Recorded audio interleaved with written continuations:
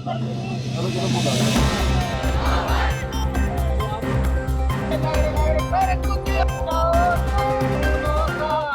का ये सीएमओ दफ्तर है, मुख्य चिकित्सा अधिकारी का कार्यालय है और आप देख सकते हैं कि यहाँ पर बड़ी संख्या में जो आउटसोर्सिंग कर्मचारी हैं वो आज यहाँ पर धरना दे रहे हैं। देख सकते हैं समस्त कर्मचारी यहाँ पर हैं और ये लोग यहाँ पर नारेबाजी जो है वो कर रहे हैं। क्या कुछ इनकी मांगे हैं, इन्हीं से बात करेंगे और जानने की कोशिश करेंगे कि आज आखिर ये अपना काम छोड़कर क्यों धरने पर बैठ गए हैं और क्यों नारेबाजी कर रहे हैं। कर्मचारी नेता यहाँ हमारे साथ हैं, थोड़ा आप खड़े हो जाइएगा जो बोल पाएगा। क्या सर, आप परिचय दीजिए। डॉक्टर किशोर सैनी, जिला अध्यक्ष हूँ एनएचएम का, राष्ट्रीय स्वास्थ्य मिशन संविदा कर्मचारी संघ। ये क्या कुछ है आज तमाम जो कर्मचारी हैं धरने पर बैठ गए हैं, क्या कुछ आप लोगों की मांग है, क्यों धरना दे रहे हैं? ये हमारी तात्कालिक मांग तो अभी एक है कि हमारी 3 महीने से सैलरी नहीं आई है। 1 महीने तक की हम अल्पभोगी कर्मचारी हैं, सारे छोटा वेतन मिलता है, संविदा वाले हैं, और वो भी अगर 1 महीने रुक जाएगा तो सबके घर का, खाने का, रोटी का, बच्चों की फीस का, महीना ऐसा है कि बच्चों के एडमिशन भी इसी महीने में होते हैं, तो वो सारी समस्याएं 1 महीने में ही हो जाती हैं। और कल 3 महीने हो गए, 4था महीना चल गया, हमको वेतन नहीं मिला। मानदेय बोलते हैं, वेतन तो क्या मानदेय बोला जाता है, वो भी हमें नहीं मिला है। इसलिए हमें धरना प्रदर्शन करने के लिए मजबूर होना पड़ा।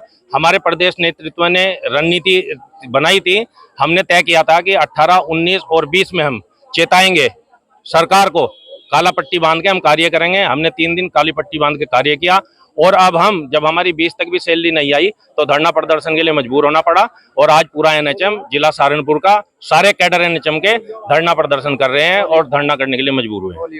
आपका नाम परिचय दीजिए। मैं धनंजय कुमार धीमान, जिला महामंत्री हूँ एनएचएम से। कितने महीने की सैलरी है रुकी है इन सभी कर्मचारियों की, और क्या कुछ आप लोग चाहते हैं? हमारी सैलरी सिर्फ फरवरी की आई थी, मार्च, अप्रैल और अभी मई भी सैलरी जा चुकी है बन करके। 20 तारीख हो गई है, कल 20 तारीख हो गई थी, उसकी भेज दी हमने।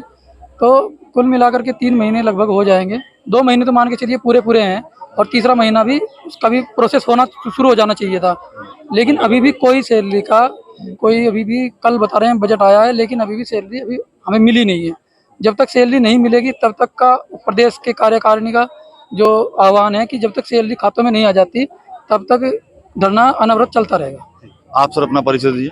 डॉक्टर राजीव कुमार, मंडल अध्यक्ष, मंडल सहारनपुर। डॉक्टर जी बताइए कि लंबा समय बता रहे सैलरी होगी तो फिर कैसे घर का गुजारा चल रहा होगा इन लोगों का? मैं आपको बता देना चाहता हूं भाई साहब, हमारे यहाँ अल्प वेतन भोगी कर्मचारी हैं। 12-15 हजार रुपए की सैलरी में जिस महिला को, जिस कर्मचारी को 3-3 महीने हो गए सैलरी नहीं मिल पा रही, उनके स्कूल के बच्चों की फीस है, अभी स्कूल खुले हैं, ड्रेसेज भी है, उनकी स्थिति भयावह हो रही, मानसिक स्थिति का शिकार हो रहे हैं, वो डिप्रेशन में जाने को तैयार हैं सारे के सारे। ऐसी स्थिति में प्रदेश के आह्वान पे, आदरणीय प्रदेश अध्यक्ष मैंग ठाकुर जी के आह्वान पे हमने ये स्थिति करी है। जैसा कि अध्यक्ष जी ने बताया था कि भाई 3 दिन की काली पट्टी बांधी, उसके बाद में हमें यहाँ धरना प्रदर्शन करना था। उसी की से पूरे 12 ब्लॉक से यहाँ हर कैडर से कर्मचारी उपस्थित है, संविदा कर्मचारी, जो तंग होकर शासन के उसमें तंग होकर यहाँ पर आया है धरना देने के लिए।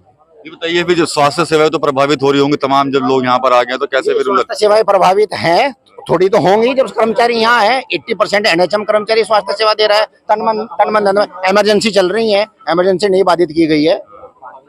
आपका नाम? मेरा नाम शशि है। सैलरी नहीं मिल रही है बता रहे हैं आप लोगों को काफी महीने से, कैसे चल रहा है घर का खर्चा, कितनी दिक्कतें आ रही है? तो बहुत ज्यादा इधर उधर से अरेंजमेंट करना पड़ रहा है, तो बाकी सारी सिचुएशंस तो सब ऐसे ही हैं और बहुत ज़्यादा प्रॉब्लम हो रही है कि पैसे नहीं है इन हैंड। हम ड्यूटी पर जा रहे हैं और फिर भी सैलरी नहीं मिल रही है, और ऊपर से हमें बोला जाता है कि काम नहीं करते हैं, स्टाफ ऐसे बैठा रहता है, खाली बैठता है, सैलरी कैसे मिलेगी तुम्हें जब वर्क नहीं करते हैं। वो हमें पता है कि हम कितना वर्क कर रहे हैं, क्या कर रहे हैं, लेकिन बहुत ज़्यादा प्रॉब्लम फेसेस करनी पड़ रही हैं जिससे हमें अभी सैलरी नहीं मिली है। बच्चों की फीस तक हमारी जमा नहीं हुई है अभी तक। बच्चों की फीस भी जमा नहीं हो रही, घर का खर्च कैसे चल रहा होगा मैडम, ये बताइए आप। जी, मेरा नाम नीतू सिंह है, मैं यूनियन अध्यक्ष हूँ, नीतू सिंह, जिला अध्यक्ष हूँ यूनियन CHO यूनियन की। देखो हम इतने परेशान हैं कि 3 महीने से सैलरी नहीं आ रही, इतने दुखित हैं, पीड़ित हैं कि सैलरी ना आने पर हमारे घर का खर्चा कैसे चल रहा है। बच्चों की फीस जानी है, EMI जानी है, पेट्रोल के लिए पैसे नहीं है, अगर हम गाड़ी में भी जा रहे हैं उसके लिए भी हमारे पास पैसे नहीं है, तो कहाँ से लाएं हम।